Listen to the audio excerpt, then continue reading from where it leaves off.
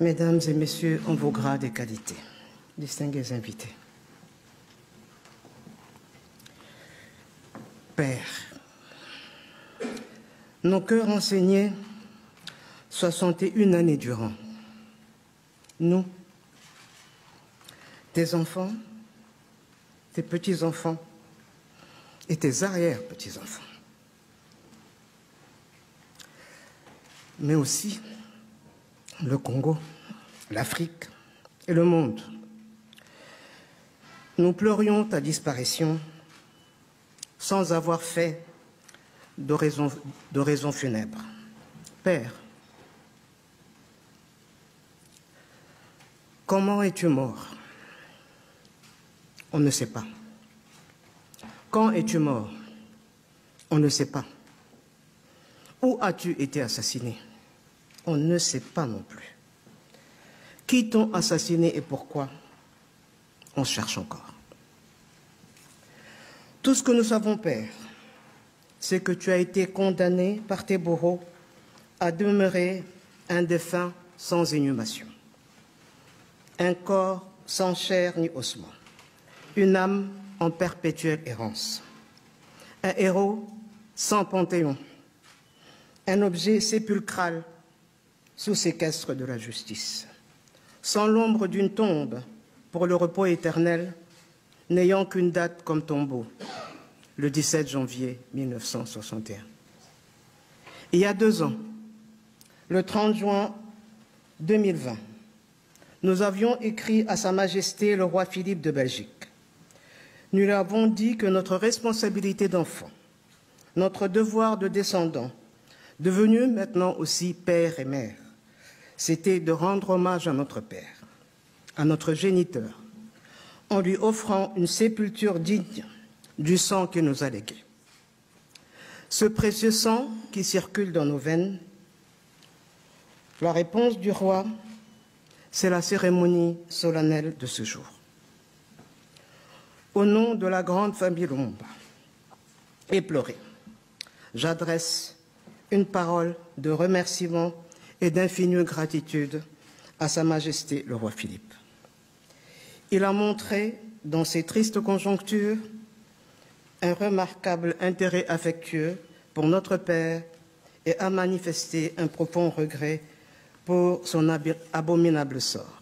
Distingués invités, de la réception de notre lettre ouverte au roi, le 30 juin 2020, à la cérémonie solennelle de ce jour, nous avons été agréablement surpris par les délicates attentions du gouvernement du Royaume de Belgique, à travers tant de son ambassade à Kinshasa que du Premier ministre ici à Bruxelles. Vous avez allégé notre fardeau, adouci nos amertumes et mérité bien justement notre profonde reconnaissance. À cette heure mémorable, notre infinie gratitude va aussi à son Excellence, M. Félix Antoine Tshisekedi Tshilombo, notre président de la République. Ces mots si avenants, sa main tendue, toujours si prompte, et ses fraternels messages, tout nous a été d'un grand réconfort. Au peuple de la République démocratique du Congo et de l'Afrique, nous disons la main sur le cœur. Ouvrez-lui le sanctuaire de la paix. Daignez lui accorder la couronne que vous lui avez préparée dès le lendemain du 17 janvier 1961. D'ordinaire, le nom de Patrice Emery Lumumba revient en ritournelle chaque fois que l'on parle de la décolonisation de l'Afrique et de la souveraineté des États africains. Mais ce jour, nous souhaitons que soit mis à l'honneur l'essentiel de ce qu'il incarne, c'est-à-dire ce que sa vie inspire, ce que l'illustre personnage doit nous inspirer, à savoir l'ardeur au travail et l'amour du travail bien fait, la priorité donnée à la compétence et à la dignité, le désintéressement et le patriotisme dans la gestion de la chose publique, le sens de l'intérêt général dans la conduite des affaires de l'État, la droiture et l'obsession de l'unité nationale. Ce sont ces valeurs qui ont conduit cette vie. Puisse-t-elle devenir la référence en République démocratique du Congo et en Afrique.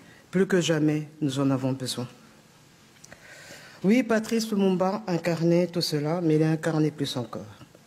Dans ce plus, il y a une qualité rare qui force l'admiration, celle d'un homme du consensus. Mais pas n'importe quel consensus. Pas un consensus mou et trouble, mais un consensus de conviction et des étapes décisives de sa brève et bouleversante vie. Né et ayant grandi au centre du pays, dans le Sankuru, il commence sa carrière professionnelle au nord de la République, à Kisangani, dans la province orientale. Il fonde à Kinshasa le tout premier mouvement politique pluriethnique et national, le Mouvement national congolais, MNC en sigle. Il devient le premier Premier ministre d'une République démocratique du Congo, une et indivisible. Distingués invités, qu'il me soit permis d'affirmer qu'il n'y aura pas de redressement de notre patrie, le Congo, pour en faire un pays, une nation et un État digne de ce nom, si nous ne nous employons pas énergiquement à restaurer et à replanter ces valeurs, véritables repères qui ont été légués à notre société par celles et ceux qui ont, dès l'aube du 30 juin 60, porté notre destin sur leurs épaules. Et cette restauration passe notamment par l'honneur à leur rendre. À cet effet, le plus bel hommage que nous puissions rendre à Lumumba et à ses compagnons héroïques, Joseph Okito et Maurice Polo, c'est de nous montrer dignes de leur legs. Ce qu'ils attendent de nous, ce ne sont pas d'incessants regrets, mais un ferme serment, celui de continuer le travail resté inachevé. Ce qu'ils attendent encore de nous, ce sont plus de perpétuels sanglots, mais un élan audacieux et volontariste, porté par chacun de nous, et plus particulièrement par les jeunes Congolais. Et cet élan, c'est l'intelligence et la puissante volonté de surmonter nos difficultés, de lutter contre les divisions fratricides, de faire vivre la fraternité nationale au Congo et la fraternité panafricaine en Afrique. Distingués invités, cette cérémonie solennelle ne serait qu'une date parmi d'autres si nous ne retenions pas la leçon qu'elle nous donne. Ce moment d'émotion et de gravité doit ouvrir un moment d'espoir. Il doit apaiser les mémoires blessées, combler le fossé mémoriel qui existe entre nos deux pays, entre nos deux peuples, qui ont tissé entre eux des liens innombrables et profonds. Cet esprit, c'est celui de créer des possibilités de faire ensemble des pas de prospérité partagée et de co-développement, à l'aune d'un climat propice à un nouveau vivre ensemble belgo-congolais. Ce n'est qu'ainsi que nous comprenons le sens de la présence ici aujourd'hui de son Excellence, Monsieur le Premier ministre Jean-Michel Sama Lukonde, venu non seulement pour représenter le Président de la République, mais aussi le peuple congolais dans son ensemble. Nous lui en sommes infiniment reconnaissants. Père,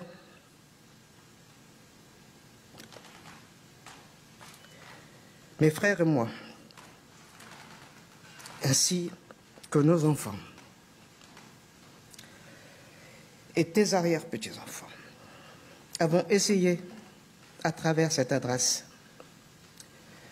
de trouver les mots pour te dire adieu.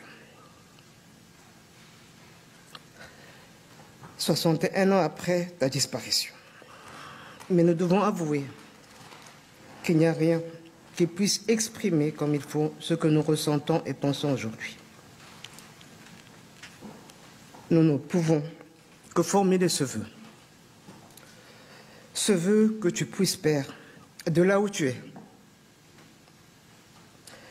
de là où tu te trouves, être fier de tes enfants, de tes petits-enfants et de tes arrière-petits-enfants. Père, à présent, bien retour au pays. Merci.